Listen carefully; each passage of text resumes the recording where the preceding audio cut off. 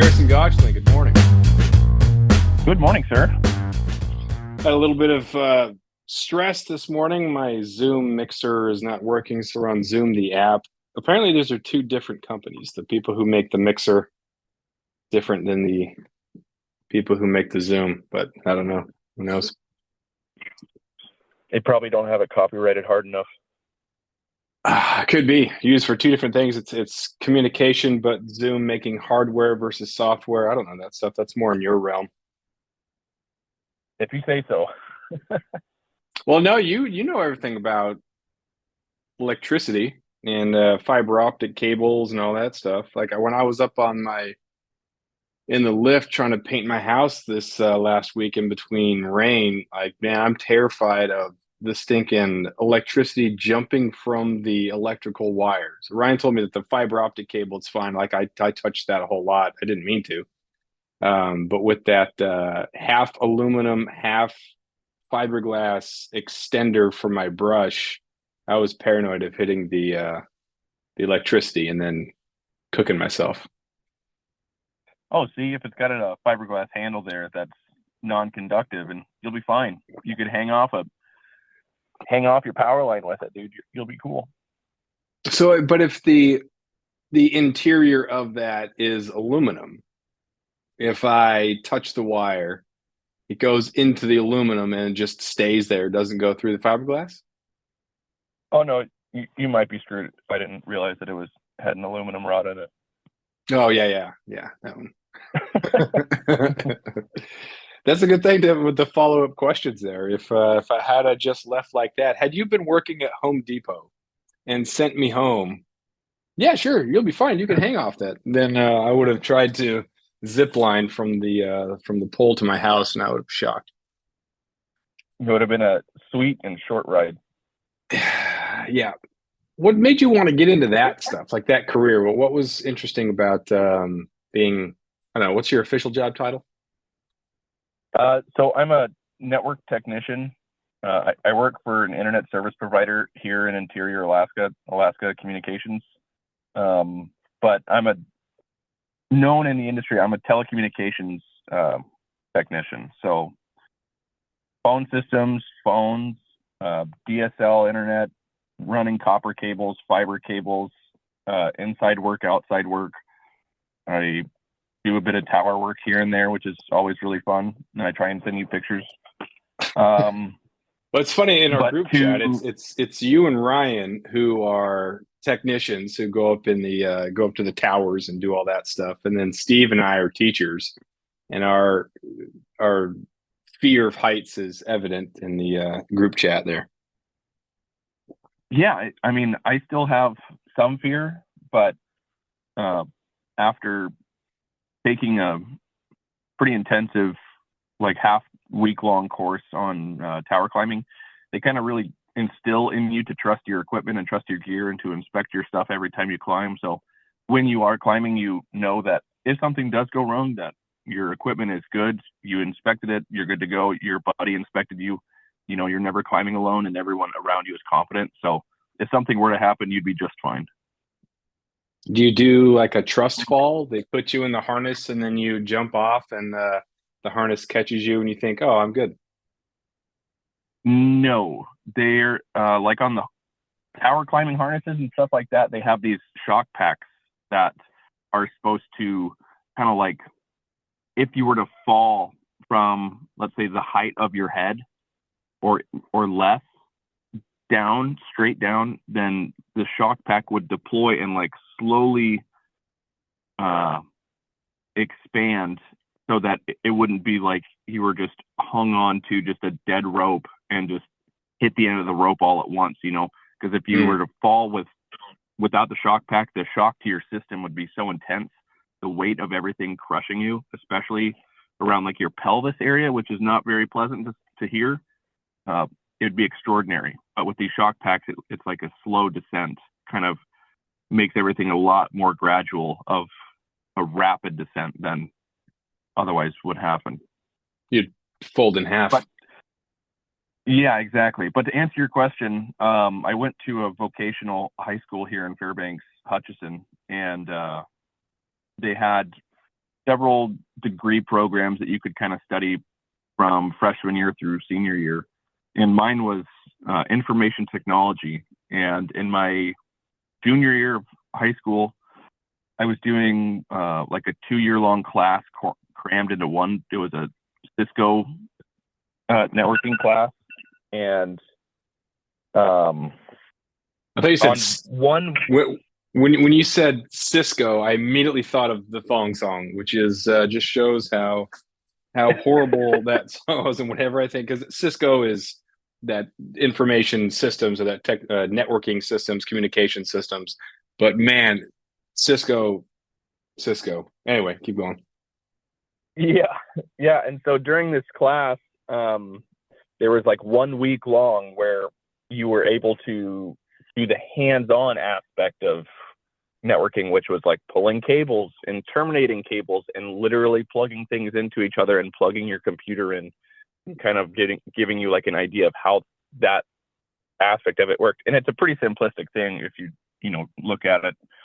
But I just had this weird feeling during that like 1 week long aspect of the course, and I told myself that I want to do this professionally. I don't know how I'm going to do it, but I'm going to do it. And eventually over time, I just got lucky applying for different jobs up here at the university. And then I worked at the university here in Fairbanks for just shy of 10 years. And then went to go work for this internet service provider, Alaska Communications, or ACS as it's known, around interior Alaska. So, but I love it. It's a fantastic career for me. Is it the variety of where you have to go and problem solving and all that stuff that makes it pretty interesting? Because it's not really a desk. It's not a desk job. It's not a sitting there like customer service or sort of that sort of thing might not be as fun, which some people love. Like it's, you find what you like to do. But what is it about the job that really is appealing? For me, it's so multifaceted that you can get extremely granular in so many different varied aspects of telecommunications that if I say I'm a telecommunications technician and then I talk to, 24 of my coworkers, they can all say that they're all telecom techs, but they all do something different. And, they're no less of a technician than I am. And so just it's so broad and it's so complex, and there's so many cool different various systems that are new age, current age, old age that are still relevant today, for like old phone systems, that kind of thing that you still have to like be aware of. And the troubleshooting skills that takes place, can be really simplistic and easy to figure out, or it can be extremely complex. And, you have to make phone calls and say, hey, dude, please help me. I'm too stupid. And they're like, okay, yeah, no, look at this. And Yeah, it's pretty cool. I get it would probably vary based on where you're at too. You've been out into some of the rural areas. How does the telecommunications compare in some of the rural areas that you've been to compared to Fairbanks, which is an interior hub? well, since our company owns a lot of that infrastructure, i.e. fiber optic cabling or copper cabling, we own that stuff like in town, on the outskirts of town, in villages, in other cities. Like our company is gigantic when it comes to just Alaska itself. So my department within Alaska Communications, like we have our primary office is in Anchorage, and they service everything from Anchorage, around that surrounding area, to Valdez and a little bit north of Anchorage, like to Talkeetna. But for my office, we serve everything from Delta Junction, which is about 100 miles south of Fairbanks, all the way to Barrow, and everything east and west of us. So, I mean, we have to go to Nome and Kotzebue and all the little tiny villages along the Kuskokwim up there, and Bethel and everything. So in the villages, it's still the same of what it is in a town like Fairbanks is, but it's just on a much smaller scale. You still have the same interfaces, the same technologies, the same buildings that we use here in town, but everything's just on a smaller scale. Hmm. So the service is good and everything is well, you wouldn't say anything different, but Yeah, the only thing that's truly different in a lot of those villages is that the other primary internet service provider in the state is GCI, and GCI gets a lot of government subsidies to provide internet service to the villages. So primarily, my company just purely delivers dial tone mm, and phone lines to people in villages. We don't really mess with internet out there because GCI has a stranglehold from government subsidies. gotcha. What do you have at your house? Like you've been doing some improvements on your place. Do you have a landline or are you all cell phone? Um, we are all cell phone. We don't have internet of any kind at our house at the moment. And I don't know if Dang, we no will, to internet. be honest. No, Um, that's Abby and I have been talking about what we want to do as far as screens go when the baby comes, and oh, it's so yeah. horrible. So like I mean it'd be nice to have an iPad maybe for certain times, but we really want to resist the and I'm sure there's a huge difference between the parents before the birth and all the plans that we have for how we're going to raise the kid and then what actually happens. But for right now, it's like a flip phone when she turns 16. Like that's what we're looking at. No screens, go outside and play with the slugs and do all that stuff. Yeah. What did you do screen wise and how are you dealing with the internet and all that? Well, I mean, just because I say we don't have internet at our house, I mean, we do have phones. And, Yeah. whenever we moved into our cabin here, we didn't have a TV of any kind until fairly recently. Maybe about 4 months ago, we bought like a 24-inch little flat screen TV, something super, super dinky.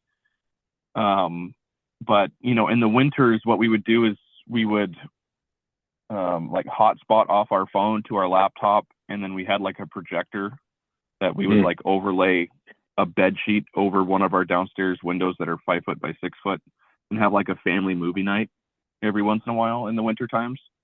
Um, but like unless it's just absolutely miserably cold, or the kids are sick, or there's really nothing to do because of the weather, then occasionally we'll watch or let the kids watch some TV. Um, hmm but especially right now in the summer, it's like I'm outside, my wife is outside, the kids can come play outside. Like it's there's no need for incessant screen time. The only time that we ever really gave our kids iPads was like on airplane flights. Yeah. To Yeah. be like, Makes sense. just just calm down, just do this little deal here on here and leave me alone. Yeah. I remember one of our buddies in high school, we never went to his place to watch movies because his screen was like it was like a laptop, but it was a TV. Like it's the size of a laptop, so like an 18 or like a 20-inch screen. I thought this is ridiculous. And then I think we were watching Braveheart once, and his mom came in and was like, "I'm not sure if this is appropriate. Maybe we should get some like permission slips."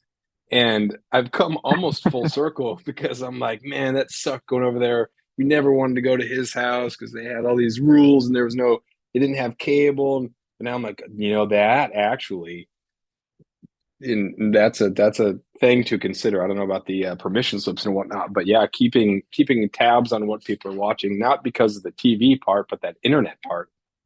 It's just so different than it used to be. It's not Yeah, a matter of. I remember it's a coming huge. home from school, and we'd watch basketball on the TV for a couple hours, and that was it. Like then you go outside and play. It was a cure for boredom. It wasn't entertainment, or it wasn't like a thing that we looked forward to in itself. Yeah, it's a lot different now than it was when I was a young teenager or little kid when the internet was first, or whenever like I first was introduced to the internet. It's something that's it, it's it's hard to think that of just having the mindset of like the internet is a terrible thing. You know, there's predators, there's all kinds of terrible stuff that's on there and stuff. But you know, it's true to an extent. You know, you don't have to look at everything in an extremely negative light, but the negativity exists there, and especially for like if social media was as big as it is now when I was a kid, I don't know how I would be able to have handled it. Oh, oh boy. Yeah, I get asked that a couple of times per semester. Students are asking about, you know, just random question. I say, I don't know how I would have turned out if I were a teenager today because who knows? Like this sort of stuff in my 14, 15, 16-year-old brain, like, whoa. There's a good part to it too, though. I mean, there's um, kids listening to podcasts or, you know, like really good beneficial type stuff that they're curious about. So there's a ton of good learning that can happen on there. Kind of like the Chinese TikTok is apparently just like engineering and educational videos. So kids are just learning, learning, learning, and they send all the trash to us. So we're a bunch of idiots that want to fight each other. Yeah, yeah, and so with that being said, you know, I everyone has to grow up at some point and you know face their battles in one way or another when it comes to like coming into adulthood and everything and figuring out extremely weird situations with friends and family and everything, and that's just a part of growing up, right? But I think that with the added stress of you know these algorithms and everything that are have been um, told to everybody that it's true that we design them in a way to engage and engross the mind at a supremely primal level that any kid going through puberty or whatever has no chance of being able to be extremely introspective like their Marcus Aurelius and understand that this is not good for me right now. I must put this down. And, you know, of course, they're going to get sucked into an extent and it could do way more harm than it could ever possibly be good. And so Mhm. that's why I'm in the same boat as you of when my kids are 14, 15, 16, they're getting a flip phone. You know, I don't know if I don't really like the whole idea of having something that I can track them with, but just something that they can text me from and call me from. Because Yeah. you know, I was a latchkey kid growing up and I got into all kinds of stuff that I shouldn't have, but I'm okay, luckily. Um, and I want to give I don't want to be a completely 180 on my kids and be thumb on them at all times. And I would like to give them the space to be themselves and make Yeah. mistakes, but not have them on Instagram. Yeah. Ultimately, they have to establish that line. And that's such a tough thing to do because they have to establish it, which means that they have to kind of come close to that line and push it in certain regards and do ridiculous, horrible things that would be like if you got to watch your life DVD, Harrison, of you in high school, like how horrible would that be and how mortified would you be watching that in front of your kids? Like it'd be the same thing for me. And that's just kind of part of growing up. It's establishing that line of conduct.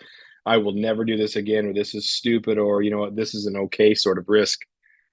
But man, I tell the students all the time, it's just, you can't tell them what to do. You just, and that's what it makes me kind of uncomfortable with some of the teachers that are trying to just kind of, you always see these examples of teachers that are trying to tell students exactly what to do and what to think and what to believe. And it's like, they have to establish their own values, their own morals, their own everything else. They can be influenced, you can mentor, but like ask them questions rather than, you know, just tell them what to do and what's good, what's right, what's wrong. Like that's just it's a tough thing to go down and you don't want to screw it up. Yeah. I I took in one of my nephews a couple of years ago to my house to come live with us because he was having a really tough home life down in the States with his parents and extended family and stuff. And anyway, um, he when he came to live with me, I think he was um, maybe 16, 17, right around there. And I, you know, no idea how, like I was pretty much treating him like as my child. for the most part, even though, he's my nephew. But like I was so incredibly engrossed in wanting him to succeed that I was doing a lot of terrible things of exactly what you said of uh, the bad aspects of some teachers where they're like telling them what to do and like, hey, here's your recipes to success, follow A, B, C, and Mm, D. That's what I yeah. did, this is what you can do. And it did nothing but push him away, which was really difficult for me because I had never experienced that in such an extremely um, intense emotion before to someone so close to me, that it's like I want you to succeed so bad, but the more I tried, the farther it pushes you away. So it was like a really hard lesson to learn for myself of like, be there for them, answer questions, ask them questions to kind of like get them thinking in certain directions or not, but you can't make them or do anything. It's you are exactly right. I think year 5 in teaching, I realized that because I'd been teaching long enough to kind of see where certain kids kind of ended up. And so you look at that attribute and then you guess, you think, okay, this kid acts and is a lot like this kid. So I know this path is going to head this way. And so, like, I had these lectures and I would say, this is where this path leads and this is what you're doing and this is what you're doing. And I didn't, I kind of forgot about just caring and listening and letting the kids make their own decision, but then be more informed about making the decisions. And so I definitely got away from the lecture and went more to the conversation. I thought I knew so much, and then you kind of back off there. So, but yeah, I don't know. I think sometimes that being a teacher has helped prepare me to be a dad.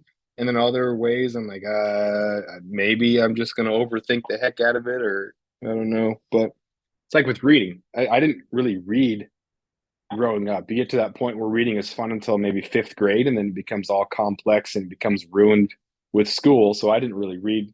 I didn't read for fun in high school, and I started reading for fun in college, but it was mostly like magazines, um, ESPN.com, and stuff like that. But now I'm like, dude, I really, really hope that my kids read because reading is so awesome. How do I not ruin it for them? I'm going to have this extensive library of Alaskan books, and she's going to love them, I hope. Yeah, for me, like for my kid, my son, he loves to read right now, and that's something that like my parents never instilled in me growing up. And so to see him to be really into reading is awesome. And he likes to read some of his books. Some of his are like graphic novels of whatever the kids around his school are reading at the time, or like fantasy stuff about like this called Warriors, and it's like a clan of different cats from different parts of the earth and stuff, and they all like are from the Fire Nation or Earth Nation, stuff like that. It's just fantasy stuff, but hey, whatever gets him reading, and he really enjoys certain aspects of certain things, and um, I haven't been able to persuade him into reading some nonfiction quite yet because he's tried a couple times, but it's a little bit too matter of fact. There's nothing that's like as exciting as a group of talking cats that like battle to the death type of thing. Yeah. So it's hard to keep him engaged at age 8 with Dick Prenicky talking about Yeah. how the sun comes over the mountain and glistens on the snow, and so Yeah, that's you have to have that.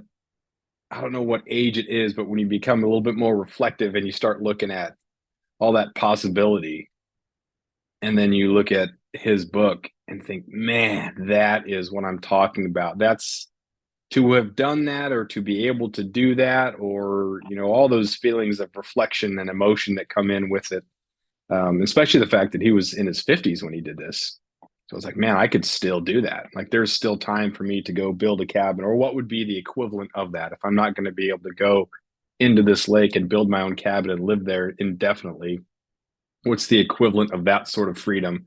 That's such an existential question that a kid is not going to probably be able to follow. And descriptions of pancakes with syrup. It's like, well, okay. I mean, it's like pancakes with syrups. Yeah, give me some imagination, give me some creativity. So yeah, that's it's wild too that there's so many of those books that people feel are dangerous for kids, like people who are anti Harry Potter because of sorcery. It's like, again, you as a parent do what you want to do, but like that's it's so imaginative and so creative, and then kids can pick up on the that outcast sort of theme thing. They don't know what theme means, but they just pick up the idea of being ostracized, and so it resonates with them, and it's so imaginative and so creative, and it's so great for kids to engage on their own and get their brains and find something that they like to read. Yeah, almost any of those kind of books out there are good to read for kids just to get their imagination going. And, whether it's if they're sometimes watching movies and they're like engrossed in it, like Star Wars, it's the original Star Wars is like a trope as old as time, like a young man is growing up and has intense feelings of confliction, and there's an old mentor to help you, and it's extreme success and down and low highs and lows and everything. And the books can follow the same patterns, and they can like subconsciously start to get this idea of good and evil and right and wrong, and how to maybe navigate stuff, or like understand that, oh, people are feeling the same things that I'm feeling, or Mm-hmm. oh, someone has gone through what I went through. And I remember, for myself growing up, and like ask or my parents being like, hey, I was young once, and I'm like, yeah, right, you old fart, you weren't, that kind of thing. And so I know that is coming, and has came a little bit for my kids to me, at least for my son, because he's a little older. you know there's a lot of stuff that I just can't and won't ever really share with my son, because I'll probably share it with him eventually when he's an adult, but for now, I want to stay fairly good to be able to try and relate to him for as long as possible before I start being Yeah. lame and whatnot. But yeah. Yeah, I think that's the balance of the friends versus the friend parent versus the authoritarian and the authoritative. I think when people look up to adults, it's because of how they are currently and what they've done to get to where they're at as far as character goes. And even though people talk a lot about the influencers and all the trashy stuff that's on the internet, I think there is definitely a longing and an appreciation for people who are flawed but have figured something out, and there's something about how they live their life that is admirable. Um, I think sometimes like there are students who like put me on a pedestal. I'm like, I'm nowhere near as cool as you think I am, but I'm glad you do. I don't know what it is, and so like you were saying with those details, if they were to know me in high school, so, well, that's the point is not what I did in high school. The point is what I've done since then and who I've become since then. And it's an ever evolving. One of the biggest mentors in my life, when he was in his 60s, he was still talking about he was still figuring out how to be a good man, because that changes with the context of your life. You don't turn 18 and you're an adult, you just coast from there, like 23, or there's no age that you just like, it's always different. I see that in you. It's funny. Your kids are getting older and these different responsibilities, and it's like this constant. The context is changing, and so you have to change and evolve too. And that's yeah, it's pretty wild. Yeah, it's something that nobody has the blueprint for, but it's been wholly exciting to do. And going back to what you were just saying about you being like the cool teacher and everyone wants to like put you on a pedestal and stuff. There was in my high school, there was like one teacher who was the quote cool teacher, right? And everyone loved him. And like looking back, the only thing that made him different is that he made himself open and relatable. Mm. That's it. Like that's all he would do. He's like, yep, I used to smoke pot when I was your age and that kind of stuff. And all the kids are like, whoa, really? And just simple things like that. It's not like I'm gonna keep you pressed under my thumb while you do these, tests in my classroom. It's like, no, it's like, oh, you want to talk about something? Oh, cool. You did this weekend. Oh, right on. This is what I did this weekend. And, just made himself like a person instead of Hmm. someone who's just there to sit kids in front of a math screen or whatever and make them take a test or something. So it wasn't very hard for him to be a good teacher. Yeah, that's the hard thing. There are students who they inherently want structure and discipline. Not all. I mean, there are some kids at the school who hate me and have never taken a class. They'll take any class except for a Lund class, and that's fine. Um, as long as like they're going to find someone else, and that's cool. Having a school that has a staff that has different types of people, which is going to resonate with different types of students, and that's kind of what it's about. And that's the whole mentorship thing. Period. There's just elements of like your friends are different people that your kids are going to meet that are going to kind of fill in certain gaps, and that's just kind of part of growing up. I think about how many different people that I had growing up that it's not like, oh, I'm going to just model myself after this person. It's, oh, this, I really admire this about this person. I like this about this person. And then you just kind of synthesize all that stuff. And but, yeah, this is Yeah, sounding like a personal growth podcast here. Look at this. I have it's figuring out this the waters stack of of books. children. Yeah, this stack of books that I was going to talk about because we were talking about Alaska books, and I keep like putting my hand on the books. I'm like, we got to transition to the books, but yeah, just keep talking about that. So, what Dude, are some of the books let's that you talk like? about. You Well, mentioned One Man's Wilderness, the Pernackes. Is it Pernicky or Pernacki? I've always heard it as Pernecki? Prenicky. Pernacki. Oh my gosh, I did that with Glazer too. Frank Glazer, Glasser, Yeah, Frank Glasser. Glazer. Who knows? Should be You know, Glazer, right? I don't he's know. Anyway, I don't know. He's um, dead. No one can say. yeah, I think Alaska's Wolfman, 1915 to 55, Wilderness Adventures of Frank Glazer. That's a just a great book. It's in a similar sort of format that the Predicky book, as far as like journal entries, but there's so much interest and intrigue, and then you look back at the way things were at that time, and you just can't help but just wonder to have that level of self sufficiency, that level of intimate nature knowledge, and then to live wild. Like those two are exceptional books. Yeah, and I've always because he didn't write the book, right? Yeah, it was It's Reardon. all from it's from Jim Reardon, and so he has also another book that's kind of follows an extremely very similar format, Shadows on the Koyukuk, Yeah. about Sidney Huntington. And I think that all that he was doing was like maybe doing like an audio interview with them for a long time and then transcribing things, but also turning them into a more cohesive storyline. And so my mind always goes to the point of like, where was it exactly as the person who lived that life said those facts versus like, where's the mystery that's in between the words here? There's like what's real and what's not, what's fabricated, what's not, regardless of, the exact percentage of how much is fabricated. It's a fantastic tale, right? Like the Frank Glasser story or the Sidney Huntington story in the Shadows on the Koyukuk. Like those are amazing stories. They're wholly unbelievable in the context of today's world. Yeah.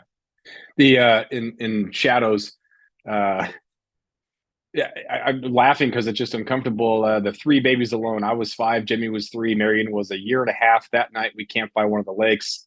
Supper was rice and fish. We'd caught whitefish have a hard grizzly part of their gut that looks like it has tentacles on it. Mom fried and ate this part. That whitefish gut killed my mother. So Sydney's 5, brother is 3, Marion is a year and a half, and their dad is gone. So you have 3 kids under 6 that are dealing with the death of their mother. I mean, what in the At a remote world? fish camp. At a remote fish camp. And again, like, was he really 5? Like, does it matter? Like, even if he's 7, even if he's 10, what an unbelievable, horrible thing to have to deal with it. And then, like, the maggots on the body, like, what are you taught? Unbelievable. Yeah. And like the idea of him having to like open the door to the only shelter that they have where their mother is dead inside of it, and he can open it and see it but refuses to let the others see it. That Hmm. kind of like forethought isn't there at a 5-year-old, right? So he probably isn't 5, but at the rate of the story, it doesn't matter. Like it's Hmm. a terribly tragic thing, and the only saving grace is that one of their uncles just happened to come up the river to check on them. Yeah. Yeah. It's just incredible. And we think about hardships now and how difficult or things, oh, they were out of my Red Bull spritzer, so I had to get a stinking Lotus or whatever. Like, come on. Come on. And I'm unable to handle this current situation. I can't handle this teacher. So your DNA is that of people who are capable of doing that sort of stuff, because that's the sort of stuff that was happening somewhere along the line in your family genes. Yeah, you are descendants from people who made it through war, through famine, through the Black Plague. Like, it's unbelievable what your DNA has been through. It's in there. And that's It just only in like 2 or 3 generations ago. That's not even a millennia ago. That's just like in the 1800s. yeah, wild. What else book wise you got? I saw you were reading 81 Days Below Zero. That was a fun book. It left a lot to be desired, honestly. I kind of plowed through it pretty quickly and was disappointed with, I had read One Man's Wilderness first, and the level of detail is unparalleled, right? It's kind of like Mm, held to its own standard of how detailed it is. But 81 Days Below Zero, the guy who um, lived through this event, he goes on to be written about and says that, yep, he never talked about it again. Like we even interviewed his children, and yep, he just is like, yep, I lived for 81 days below zero, and yep, it sucked, but I'm here. Like, well, close what'd you do, close Dad? that Like, door. yep, it's like, well, shut up, because I'm not going to talk about it. And so there's like parts in that book where it's like all of a sudden it's 4 weeks later. You're like, hang on, wait a minute. Yeah. He was just here for 3 days, and now he's 4 weeks in. Something happened. Yeah. Like, and so I feel bad for the person who wrote it to try and like squeeze blood out of a rock. But yeah, it's a very cool story, but a lot to be desired in that one. Yeah, so it's 1943 in winter, a retrofitted B-24 Liberator crashes, and then it's down the Charlie River. He has to go down, finds a couple of cabins, falls through the ice a couple of times. So yeah, incredible story, but lacking in detail. And that's probably the difference between someone like if you're living in a cabin and you're taking notes and your diary is part of your normal day and you're doing it for Mm-hmm. science or just kind of a part of the culture versus just trying to survive and live. But yeah, there's By so the many other way, details that I'd love to know. you summed up that book right there. No one has to read it now. The plane crashes, he falls through the ice a couple times, he finds a cabin, and then he goes home. That's the whole book. Like That's the whole book. that's the level of detail that book has. Yeah.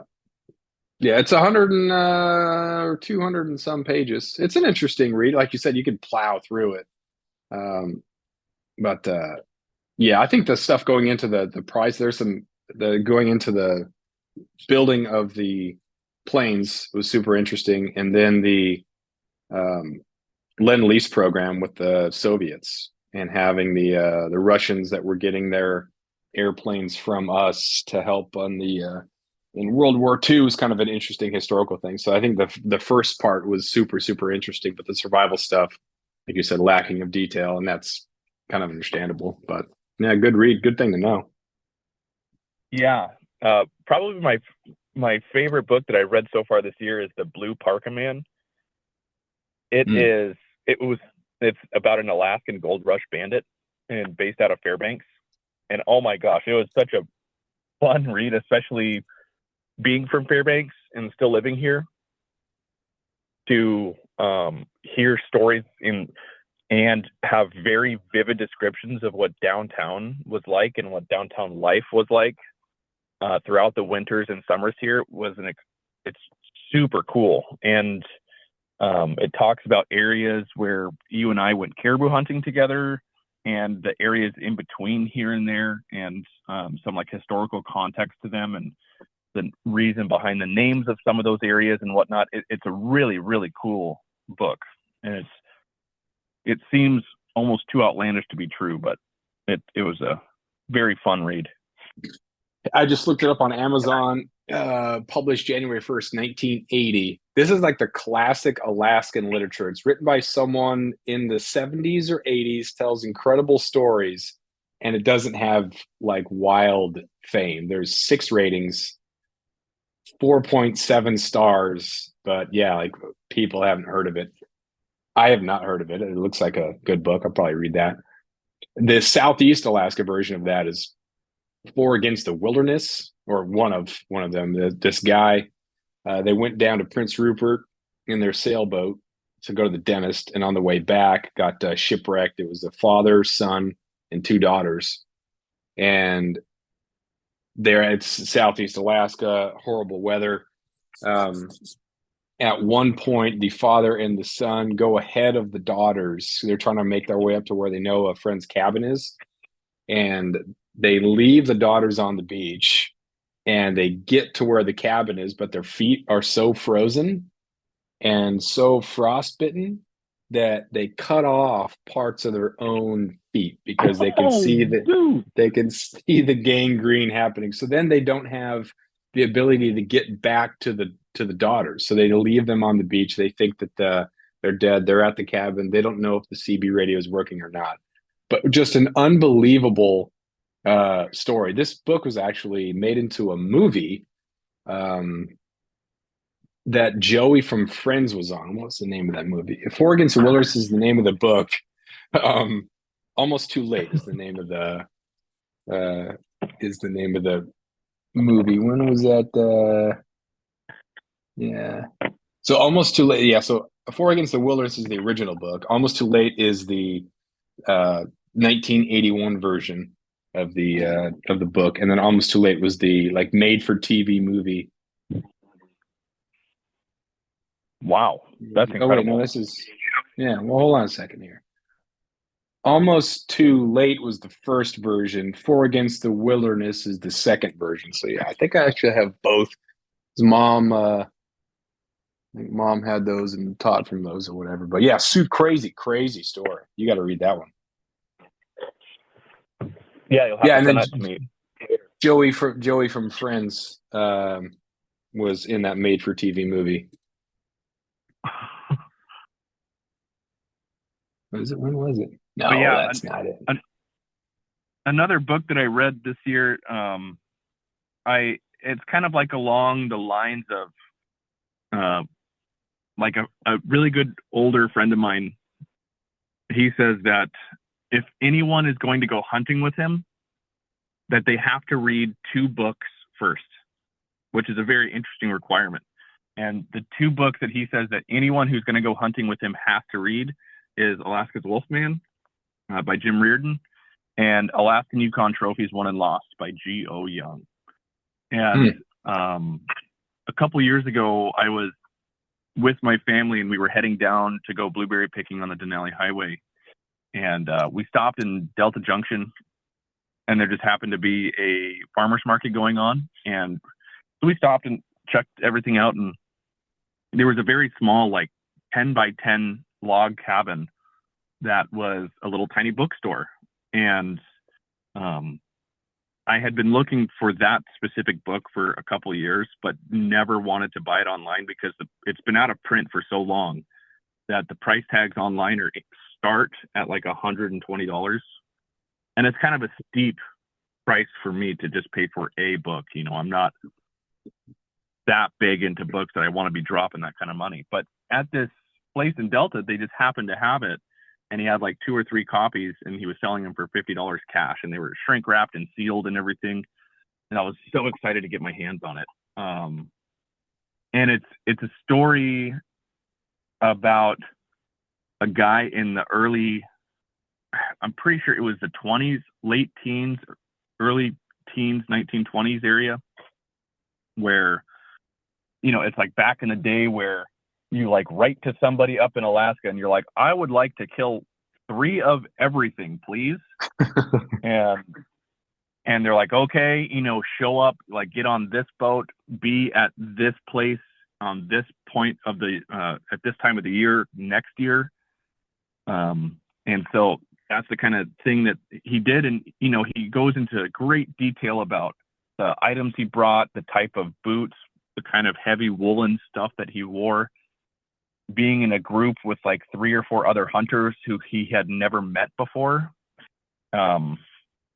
And the way that so the guide was like, you can come, but you need to bring 2 other people to be able to make this worth it, right? And so the original guy, who was a pharmacist, G.O. Young, he put out like an ad in a national newspaper, was like looking for 2 fellows to go hunting in Alaska with.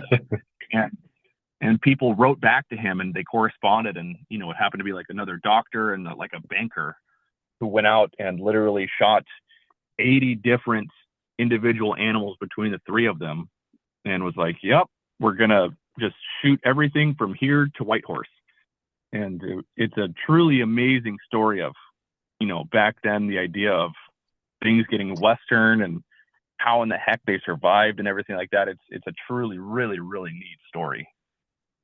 I just looked that up on the Amazon. Alaska Yukon Trophies Won and Lost by Geo Young.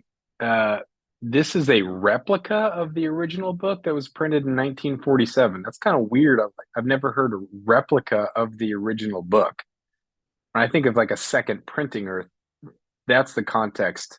But replica is like did someone just That's a very rewrite it strange and word. summarize it? Super weird. Yeah, but it's $80. Hmm. Expensive. It's funny. It's products related to this item. You have the old school version, which is just like standard badassery for the time, and then underneath, the most incredible hunting stories ever told. True tales about hunting and trapping in Alaska. Like, okay, that book probably sucks. But yeah, that came out in 2023. That's like the modern version of that when you're trying to hype up. And sometimes that stuff is pretty good, but like I don't know, it's kind of, I like the incredible story standing for itself, not having to be kind of dressed up with that sort of stuff.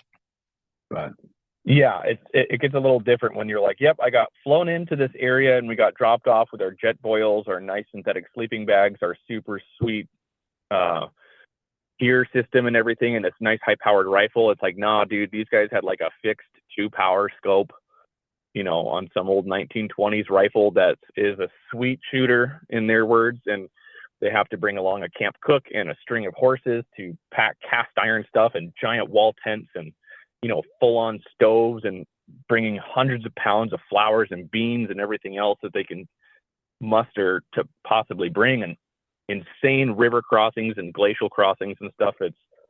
That makes a much more interesting story that will probably never happen again for anybody, yeah, unless you go to Nepal or Mongolia or something to hunt blue sheep, or but even then there's still modern transportation. You still have your modern equipment, but it's nothing like what it's going to be back then. But maybe people in 80, 90 years might look back at us and be like, there's 6'5" Creedmoors, what losers, yeah. You used to be able to hunt. Wow, you could kill your own without government permission. Amazing. Wow, I'm not hooked up to government feeding tubes. All right. Yeah, I want yeah. to read By about that that. point, yeah.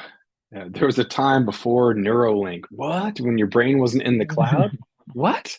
You did Exactly. this all Yeah, yourself? Why would you do that? Why would you live off your own brain? exactly. Yeah, no, that's a rough one. Yeah, well, I know you got work. I have to pick up Abby from the airport. She's coming back from Juneau.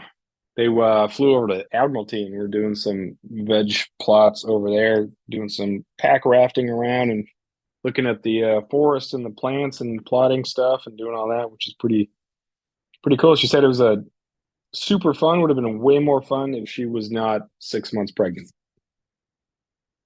Oh, I believe that. Yeah. So Yeah, your baby is due in September, correct? yeah, yeah. That's we're getting there. Man, We're at the getting height of there. hunting season. The height of fun. Well, kind of down here, the big circled date is August 1st. That's when the deer open up. So the alpine deer hunting at the beginning of August, from the 1st to the 15th. That's kind of the main thing. But yeah, that's one of the Okay. reasons why I Well, you haven't can been able to make it up there because September 1 through 15 is so it's kind of that's kind of your sweet spot for a lot of your stuff up there. But that's right when school starts.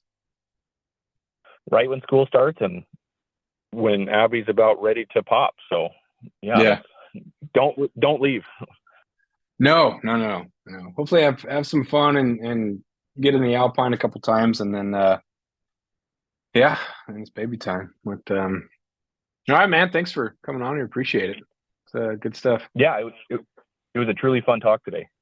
Yeah, yeah. We'll do some more parenting with Jeff and Harrison. We Well, can have listen, man. an offshoot podcast. Boy, what a turnaround marketing thing for On Step Alaska that would be. Yeah, exactly. Like, yeah, I used to like that podcast. It was about hunting and fishing, and it's like two dudes talking about being dads. All right, man. Have a good one. We'll talk to you later. Later.